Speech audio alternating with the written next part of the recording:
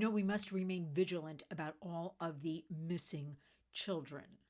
I'm telling you this because last night I was watching a series about JonBené Ramsey on Netflix. And I think it's the first installment. Don't hold me to that because it was the middle of the night. And I say this because on any given day in the United States, we have 2,300 or thereabouts missing children. If we had one child missing, that's enough. So the 2,300 comprised of runaways, comprised of familial disputes where one parent or guardian takes the children, sex trafficked, labor trafficked. It doesn't matter. We have a lot of missing kids. So I'm thinking about this JonBené Ramsey. So I'm watching this.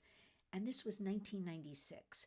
A beautiful little girl that her father found in the basement of their home in the morning hours the day after Christmas in Boulder, Colorado. And to this date, almost 30 years later, we still don't have an answer of who killed her, right? And I was thinking, with all the DNA tech we have, advancements in the 28 years since this happened, and there have been so many headlines about this, and so many, if you're old enough to remember and think back, this constantly was on the tip of everybody's tongues. It was on all the talk shows. Remember, that was pre-internet where everybody could weigh in, so a lot of the talk shows and the newspapers, it just never stopped. Accusations, the parents, the brother. But I'm thinking, in the meantime, in this story, really, that little girl, I guess people become kind of like habituated. Obviously a crime, horrible, whatever. But what about that little girl? I couldn't help but think, what happened to her? Why can't we find out all these years later? I also go back to 1979 when we had Adam Walsh. Remember him, the first little boy who was on a milk carton? And that spurned, he went missing in Florida. His mother was in a Sears and turned around and he was gone. And also gone for the rest of his life. I'm a little careful with algorithms here on YouTube saying certain things, words, but killed is exactly what happened to him. 1979. And that's what spurned the whole National Center on Missing and Exploited Children. So again, he went missing in a minute, gone forever. We have JonBené Ramsey. We know what happened to her, but we don't know who did it. And it was in her own home, right? This poor little girl. And then we have all of these children, their faces. You'll never hear their names. You'll never see their faces. And I'm talking about the United States. So compound this by the amount of children across the globe. We have to remain vigilant, 24/7, 365, talking about this, raising awareness, providing resources, keeping an eye out. If you see something, say something. If something's in your gut, you're in a train station, an airport, a bus station, I don't care where you are. You're in an amusement park, a public bathroom. If your gut's telling you something's not right, it's usually correct. Your immediate split-second take action is 911, right? We all have phones these days. That is it. But I can't help but think this topic, for some reason, sure, there's chatter, talk, organizations about missing kids, but because we have so many other things going on in the world, I don't want this to get buried. I want to remind people. I want to remind all of you warriors out there, use your internet platforms for good. Share a face every day of a child. You can't do it every day, do it once a week. We all can and must do something. Do the math with about 2,300 kids, and don't give me that argument because somebody did. Well, most of these kids return home. Wrong, wrong, wrong. You're not getting the correct information. Who's covering this right now? Studies we have, first of all, monies are not being spent on updated and correct studies. A couple of dollars are, but by the time we get the studies, they're old already. Why, for human trafficking, which remember, here at the Warriors, we call it slavery because that is a much more descriptive word, the enslavement of people, of children, than that word trafficking, right? Enslavement. Remember the studies, most of the studies we have are pre-COVID. So a lot has changed in our country, in our world. And those studies don't hold water, don't hold weight. So we're constantly at the Warriors. I'm digging around and researching. I want to give you the correct information, whether I'm talking with law enforcement to get some boots on the ground kind of information, definitely other coalitions and organizations to see what they're finding around the country. But I wonder, JonBené, will we ever get to the bottom of this story? But what I also, here's the reality, Warriors, she was always this cute little blonde girl. Remember the beauty pageant winner? The constant videos, or like 4 of them they show over and over again, as they do in this Netflix special. And, her on stage in her cowboy boots and in her kind of Copacabana showgirl outfit, 6 years old. But we'll leave that, judging, dressing up a little girl, makeup, hair, and all that. We'll just leave that for a minute. That's what her mother Patsy did. Her mother Patsy was involved in beauty pageants, and she wanted her daughter involved in beauty pageants. That's up to the mother. But I can't help but think, what if this was just a little black girl or a Hispanic girl that